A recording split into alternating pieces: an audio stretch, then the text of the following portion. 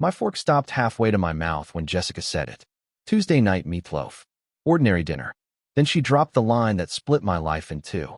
She told me she had been having daydreams about me, her, and Ryan together. She said it while she sliced her meat like a surgeon. She also said she had invited him over to talk about it.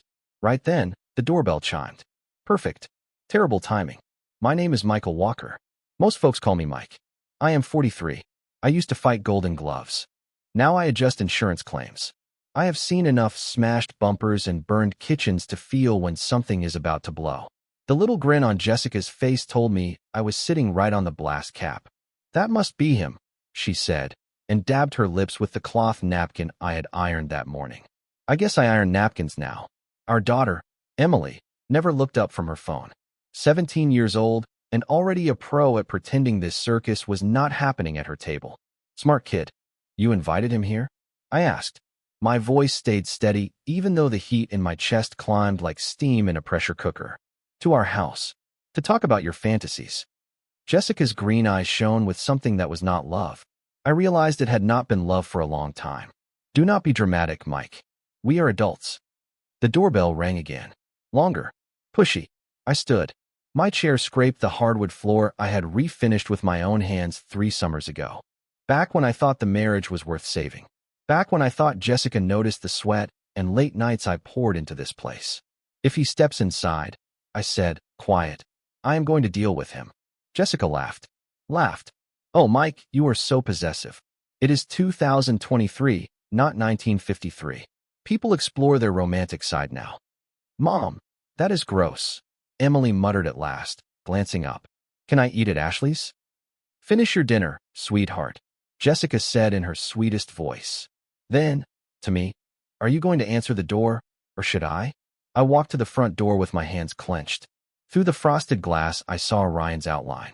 Tall, lean. I pictured one of those sharp suits Jessica liked to compliment. Ryan Carter, junior partner at Walker & Associates. Same last name as me, but no relation. Just another punchline in the bad joke my life had turned into. I yanked the door open. Hey, Mike. He flashed a big courtroom smile.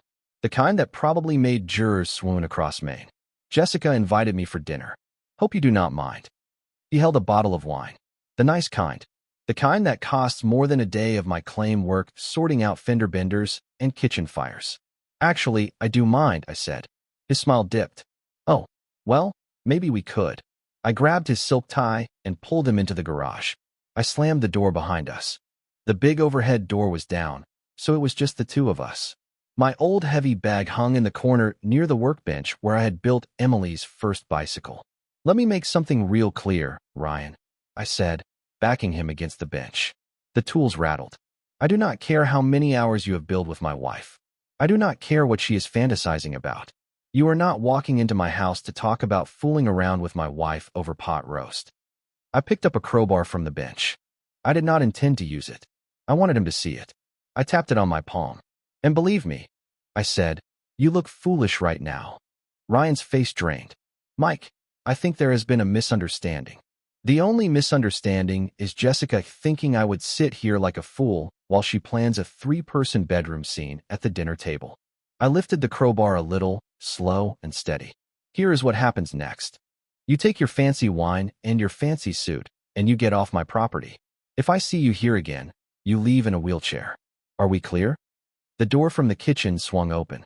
Jessica stood there with her hands on her hips, more irritated than worried. Mike, what are you doing? Taking out the trash, I said, still watching Ryan. He straightened his tie, trying to collect what pride he had left. Maybe we can talk another time, Jessica. There will not be another time, I said. Jessica's laugh came out thin and cold. You are being ridiculous, Mike. Ryan is a colleague, a friend.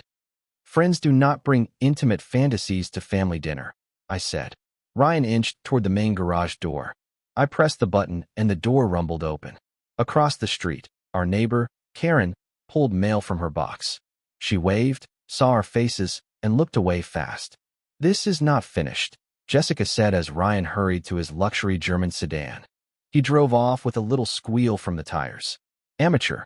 Back when I boxed, I learned the real fight begins after the first clean shot lands. You are pathetic, Jessica said behind me. Maybe next time I will invite more friends. I turned to face her. She stood in the doorway like a queen looking over a kingdom that let her down. Blonde hair perfect. Makeup perfect. She had always been beautiful. Shame that beauty sits on the surface. You want a war, Jessica? I asked quiet. You will get one. She smirked and walked back inside, leaving me in the garage with my tools, my bag, and the slow, heavy truth that my marriage was not just ending. It had been dead for months, maybe years. I just had not caught the smell yet. My phone buzzed. A text from Karen. Everything okay over there? I typed back. Just getting started. Morning came, and Jessica acted like the past 12 hours never happened. She sat at the kitchen island, thumb flicking through her phone, sipping coffee from the mug I bought her last Christmas. It said, "World's greatest wife." I got the joke. I am thinking about redoing the bedroom, she said without looking up.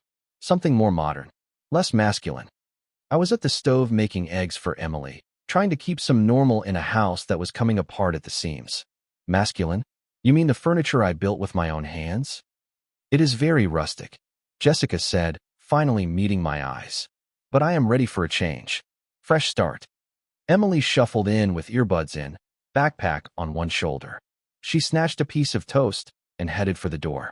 Breakfast, I called after her. I will eat at school, she mumbled. Emily, sit down and eat with your family, Jessica snapped. Emily stopped, pulled out one earbud, and looked at both of us. 17 or not, she could read a room better than most grown-ups. Are you two getting a divorce? She asked, straight as a hammer. The question hung there like smoke from a house fire. Jessica froze with the cup halfway to her mouth. I kept scrambling eggs. The only noise was butter hissing in the pan. Do not be dramatic, Jessica said at last. Your father and I are just exploring a new dynamic in our relationship. Gross, Mom. Just say you are having a midlife crisis like a normal person. I could not help it, I smiled. Emily had my sarcasm and Jessica's sharp edge. Dangerous mix. After Emily left for school, Jessica disappeared into her home office to prep for court. I knew better. She was texting Ryan, lining up their next move. The signs had been there for months. Late nights at the office, new lingerie hidden behind old sweaters, whispers that died the second I walked into a room. I should have called it out sooner. Instead, I took the easy road and believed what she told me, because the truth meant everything I had built was collapsing. Last night stripped off the mask. I drove to the boxing gym where I trained in my 20s, before Jessica convinced me that fighting was beneath a man with my brains. Tony's gym looked the same as ever. The place smelled like sweat, leather, and dreams that did not pan out. Tony himself was working the heavy bag, crisp and quick for someone well past 70. Well, I will be, Tony said, swiping his forehead with a towel. Mike Walker, I figured you got too fancy for us working class folks. Never too fancy for you, Tony. He studied my face like a man who has seen a lot of fighters, in the ring and outside it. Trouble at home? I told him about the dinner, about Ryan, about my marriage coming apart one thread at a time. Tony listened, nodding here and there. Women like that do not respect weakness, he said when I finished. You have been on defense. Time to fight forward. I threatened Ryan with a crowbar. That sounds like offense. Tony laughed. That was a warning shot. The real fight happens up here. He tapped his temple. You are smarter than both of them put together. Use it. I spent an hour on the heavy bag. Muscle memory woke up fast. Every jab landed on Jessica's smug little smile. Every combo cracked Ryan's entitled grin. When I was done, my knuckles were tender and my head was clear. Back home, Jessica was dressing for some work event. On the bed lay a new black dress, pricey, and cut to show off what I had apparently stopped appreciating. I will be late tonight, she said, leaning into the mirror to fix her lipstick. Office party. Will Ryan be there? Her hand paused for a beat. Probably. He works at the firm, Mike. Right? Silly me. She turned, green eyes flashing. Are you going to be strange about this? I will not tolerate jealousy and paranoia. Would not dream of it, I said. Have fun. After she left, I did something I had never done. I went through her things. I was not proud of it, but I was fresh out of pride. In her nightstand, under a stack of legal briefs, I found a receipt from the downtown Marriott. Room service for 2. Champagne. Strawberries. The date was last Tuesday, the same night she said she had to work late on the Henderson case. My hands shook while I photographed the receipt. 18 years of marriage, and there I was, gathering evidence like it was one of my claims. The real smoking gun sat in her open laptop bag. She had left her email running. It was all there. Months of messages with Ryan. Not just office talk. Personal notes that made my stomach turn. One from last week read, "I cannot wait to feel you inside me again." Another said, "Mike suspects nothing. He is too busy playing handyman." The worst part was not the graphic details. It was how they talked about me like I was a punchline. A clueless husband who could not see what was happening under his own roof. I printed everything. Every email I could pull up. Every text thread I could reach. Every receipt and every credit card statement that painted the picture of my wife's second life. I stuffed the printouts and receipts into a manila folder and locked it inside my toolbox out in the garage.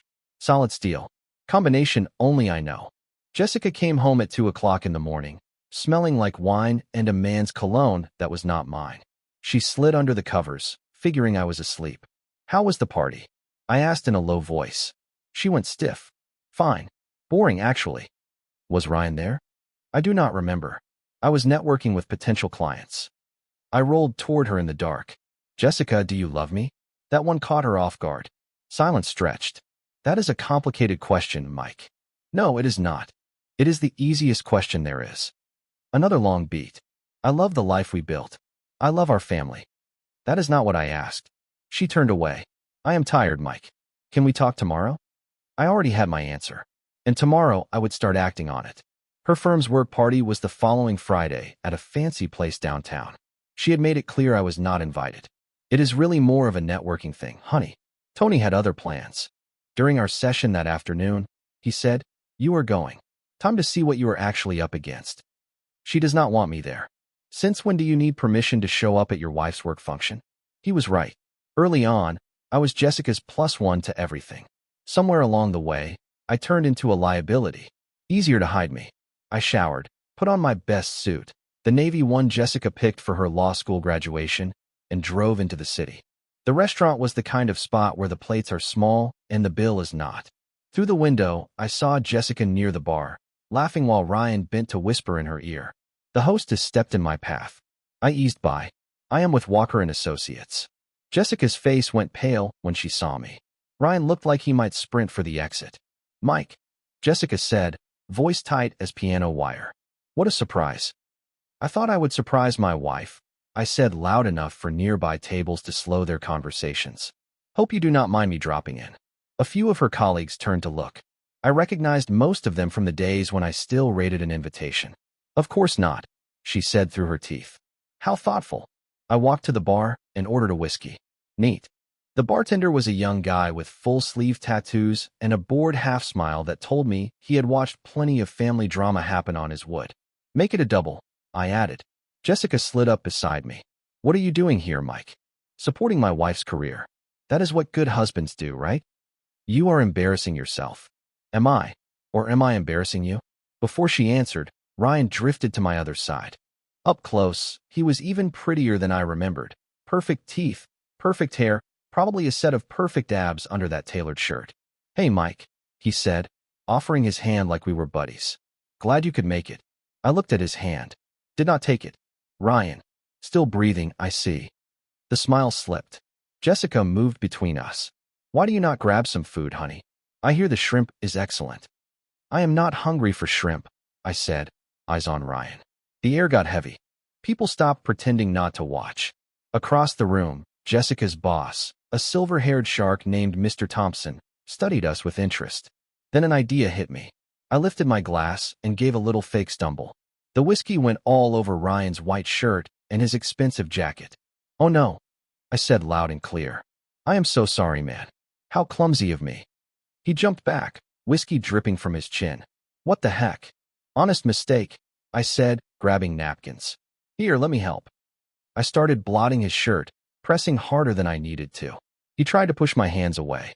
I kept going, making the stain bloom. "It is fine," he said through tight teeth. "I will handle it." "No, no, I insist.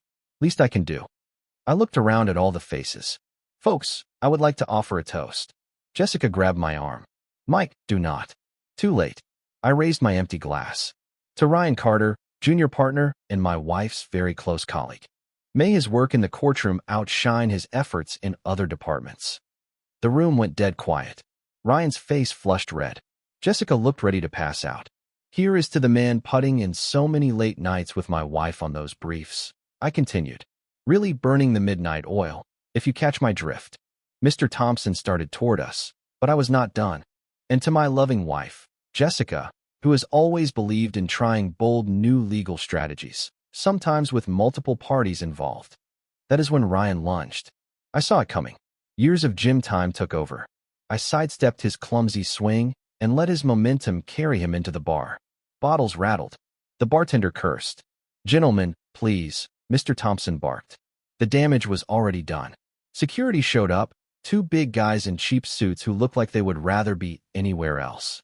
The security guys took Ryan by his ruined jacket and started steering him to the exit. "This is not over," he snarled. "Yeah, it is," I said, calm as a lake. Jessica went after them, and I was left standing at the bar while a room full of lawyers got real interested in their drinks. The bartender gave me a look that was close to respect. "Another double?" he asked. "Make it a triple." My phone buzzed. A text from Emily. "Dad, Mom's work party is all over Instagram. Are you okay?" I glanced around at Jessica's colleagues, all of them whispering and sneaking looks at me. By tomorrow, the story would be sprinting through every law office in town. Jessica's carefully polished image had taken a big hit. I was only getting started. I typed back. "Never better, sweetheart. Never better." The fallout came fast. By Monday morning, Jessica was not speaking to me. She moved into the guest room and started using Emily as a go-between, which made our kid look miserable. "Mom says you need to apologize to Ryan," Emily told me over breakfast. "Your mother can tell me that herself," I said, staring into my coffee. "She also says you are having some kind of breakdown." That made me look up. "What do you think, Em? Am I falling apart?" She studied me with both our brains working behind her eyes. "I think Mom has acted strange for months, and you finally noticed." Smart kid. Maybe too smart. Jessica came out of her office looking like she slept about as well as I did. Her hair, usually perfect, was yanked into a messy ponytail. Dark circles sat under her eyes that makeup could not quite hide. "We need to talk," she said. "Now you want to talk?" "Not here." She flicked her eyes toward Emily. "Somewhere private." We drove to the diner on Route 1, the same place where we had our first date 20 years ago. The irony sat between us like a third person. We took a corner booth. 2 cups of coffee cooled while we stared at each other like strangers. "You humiliated me," Jessica said finally. "I humiliated you? That is rich." "In front of my colleagues. In front of my boss. Do you have any idea what this could do to my career?" I unlocked my phone and opened the gallery. Photos of hotel receipts. Screenshots of emails between her and Ryan. Credit card statements from places I had never set foot in. I slid the phone across the table. "Do you have any idea what this could do to our marriage?" Her face ran through surprise, anger, fear, and then something like relief. "You went through my things. You left them out. Sloppy work for a lawyer." She pushed the phone back without even scrolling. "So what now? You want a divorce? Do you?" Silence. The diner was almost empty. A trucker at the counter. An elderly couple sharing a piece of pie. Normal people living normal lives, probably not tearing apart 18 years in a booth. "I want you to fight for me," Jessica said, quiet. It hit me sideways. "What?" "I have been waiting for you to notice. To care. To do something besides fix the stupid sink and pretend everything was fine." "So you had an affair to get my attention?" "I had an affair because I felt invisible in my own house." Her eyes shone. "When was the last time you looked at me? Really looked? Like I was a woman and not an appliance that needed maintenance." I wanted to fire back, defend myself, but the words stuck. Because maybe she was not wrong. We had built a routine so soft it turned into a cage. "Ryan makes me feel alive," she said. "He sees me as a woman, not just a wife and a mother." "Ryan sees you as a conquest," I said. "I read his emails. You are not his first married woman. You will not be his last."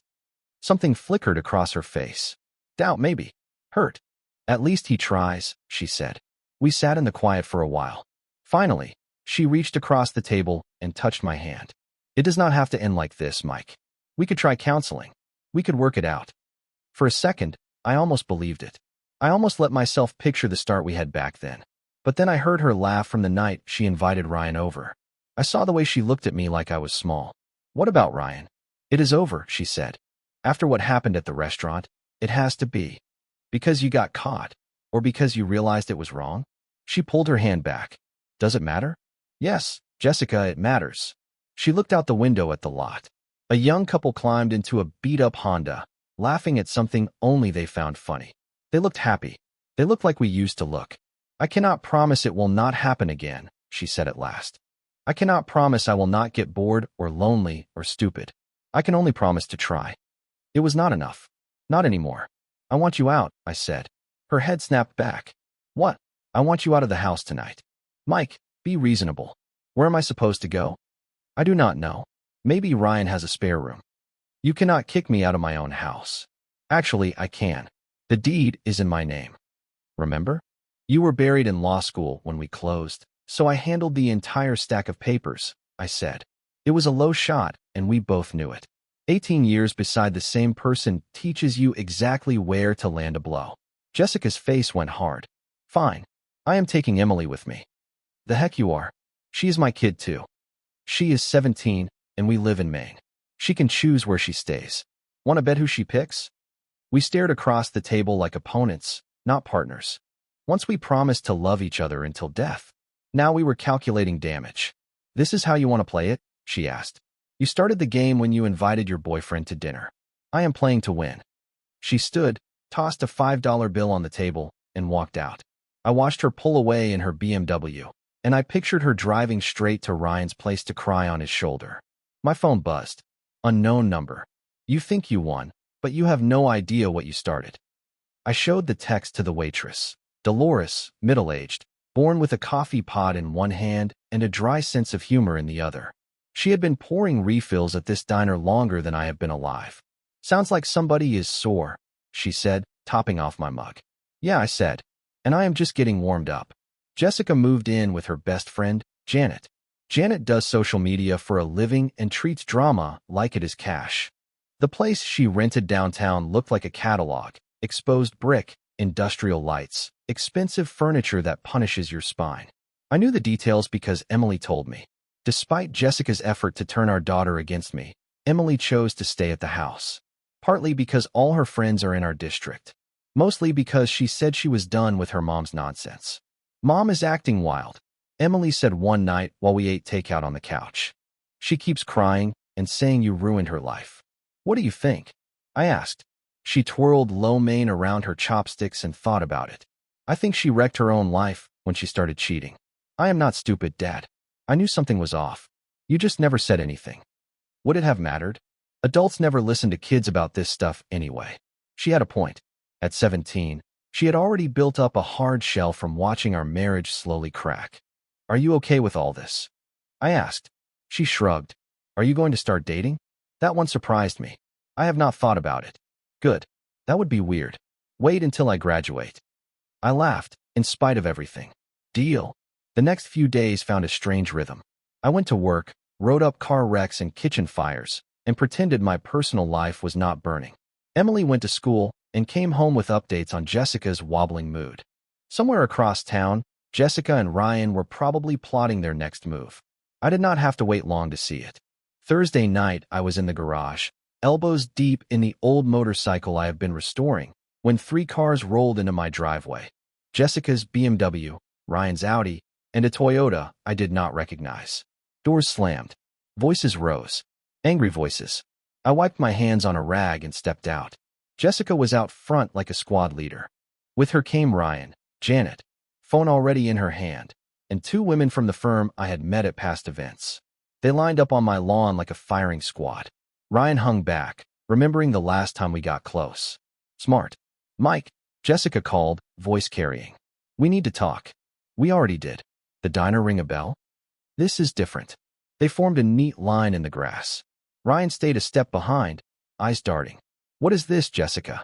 I asked. It is about you spreading lies and trying to wreck my reputation. I have not told a single lie. Everything I said at the restaurant was true. Janet stepped forward, camera rolling. You attacked Ryan. That is battery. We have witnesses. I spilled a drink on him. Accidents happen. It was not an accident, Ryan said, finally finding his voice. Prove it, I said.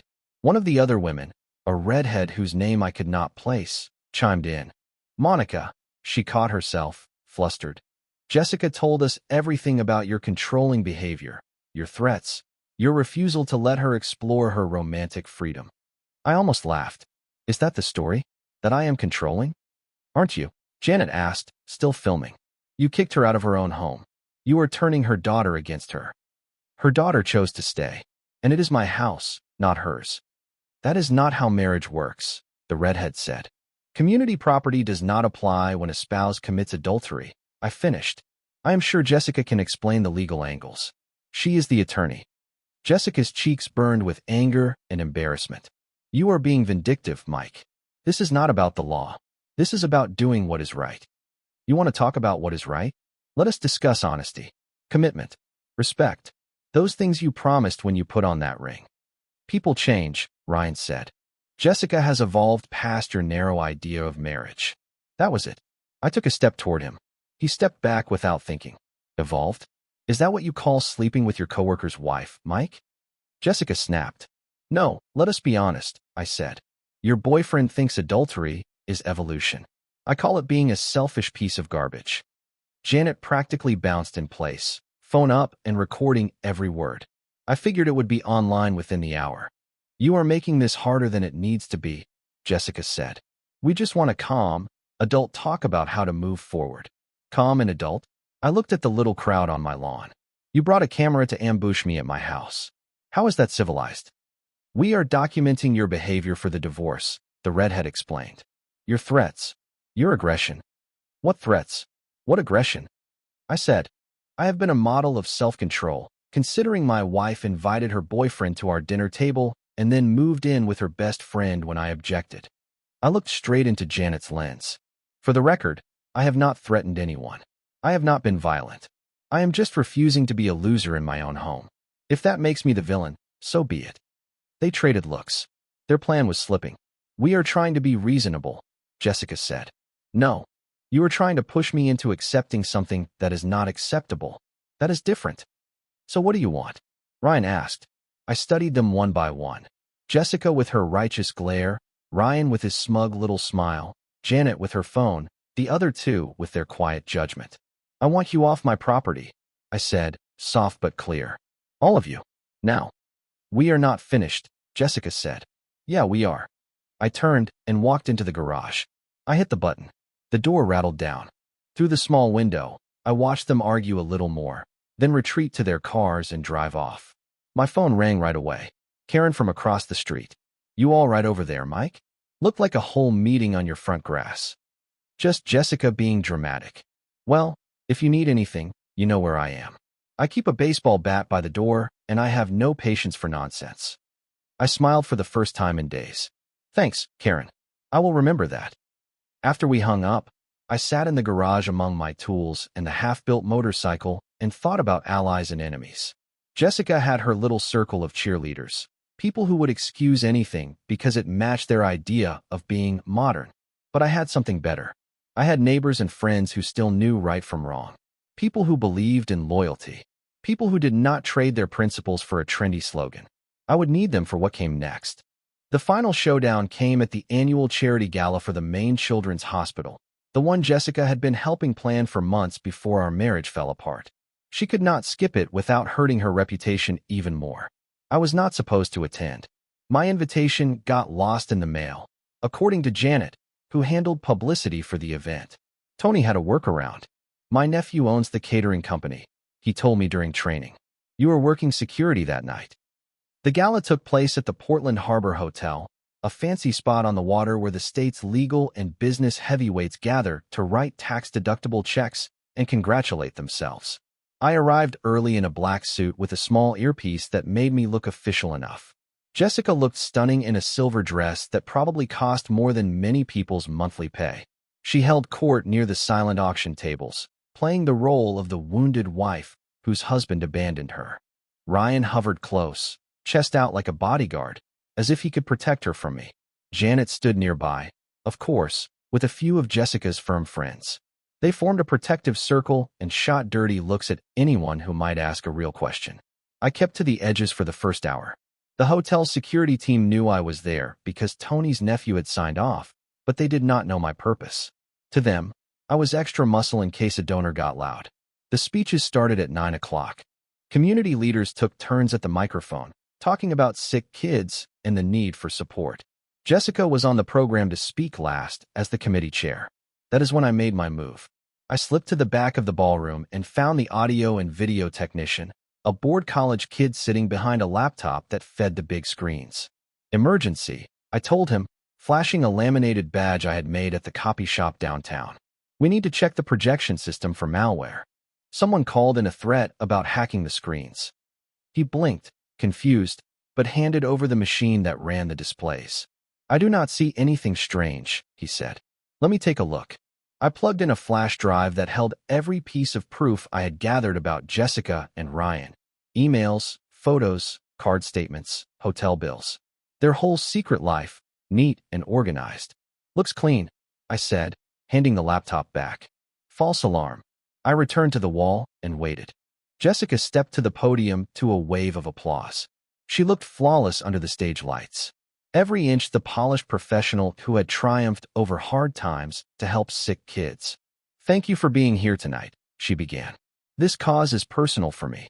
When my daughter was hospitalized with pneumonia 3 years ago, I saw how much this place means to our community. The crowd leaned in. Jessica had always been able to own a room with confidence and a steady voice. Family is everything, she said. The bonds we make, the promises we keep, the trust we build. These hold society together. That is when I triggered the file I had loaded. In an instant, every screen in the ballroom switched to her messages with Ryan. Explicit notes about their meetings, jokes at my expense, plans for future rendezvous. People gasped. A low wave of murmurs rolled across the room. Jessica froze at the podium, her face draining. The trust we build, I said from the back, my voice carrying, is sacred. When trust is broken, the whole structure cracks. Heads turned. I walked down the center aisle toward the stage. Jessica clutched the podium like it was the only thing keeping her upright.